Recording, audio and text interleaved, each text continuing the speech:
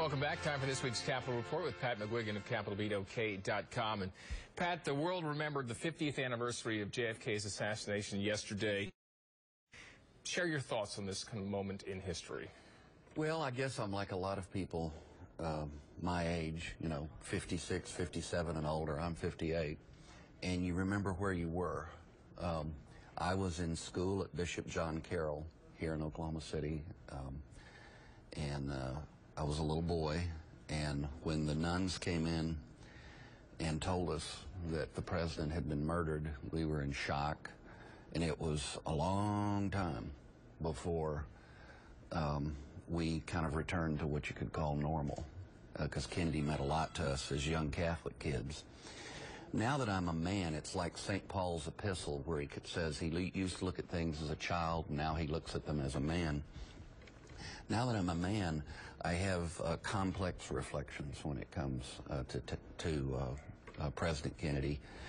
I will say that one of the most fascinating things I've studied in depth as a man is President Ronald Reagan's friendship for the Kennedy family, his friendship with Ted Kennedy, and the things he did to honor Jack Kennedy while Reagan, was president. And he did a good job of touching on some of the nuances of JFK. He said on the one hand he was self-deprecating, could make a joke about himself, and yet he was also very proud. He was ironic, enjoyed humor, and yet could be offended at an attack in the public square. He was easily moved. He was emotional. He was a very literate man, and yet, as Reagan pointed out, he was totally comfortable in the language of the common people. Reagan commented in a speech at Ted Kennedy's home, raising money for the Kennedy Center at Harvard, "History is not only made by people, it is people." And so history is, as young John Kennedy demonstrated, as heroic as you want it to be, as heroic as you are. And it's a great line about a beloved president who was taken too soon. Who remains an iconic figure today. That's right. Well, just when it seemed like the e-cigarette bans were going nowhere, Oklahoma City's veteran Ward 4 Councilman Pete White, Pat, is now talking about banning them in Oklahoma City. Share your thoughts on that. Well, we go from the sublime a moment ago to some hardball policy arguments that are going to be taking place. Councilman White has asked Ken Jordan, who's the city councilor, a lawyer, to draft a possible resolution. I think he's drafting a resolution. At least he's asked him to prepare a report on it. Of course, you have on the side of favoring a ban on e-cigarettes on public property and putting new restrictions on them and probably taxing electronic smoking devices are groups like the Oklahoma Hospital Association, the State Department of Health, presumably the Tobacco Settlement Endowment Trust, TSET, which has played a role in development of these local ordinances around the state. Also supported by national money like the Robert Woods Johnson Foundation.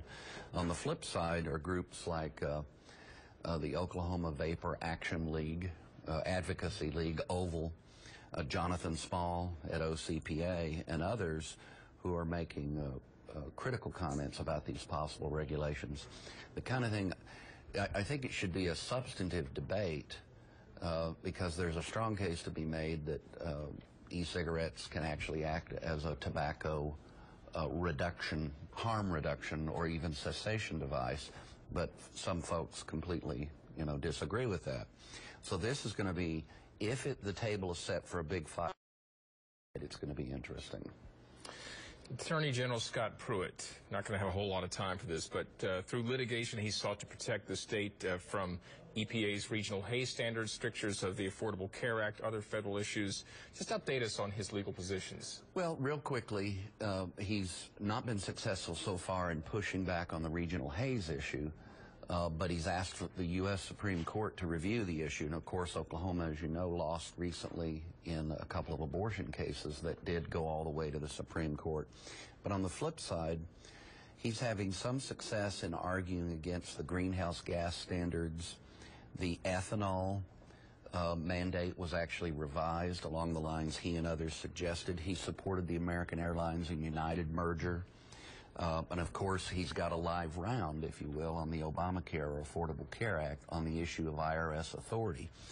So these are legal arguments he's making, but he blends them with deft economic arguments. So I'd say watch that space, because this is not a fool's errand. He's making a case that's impressing other lawyers and other attorneys general, and we'll see if the Supreme Court and ultimately parts of the Obama administration are ever persuaded.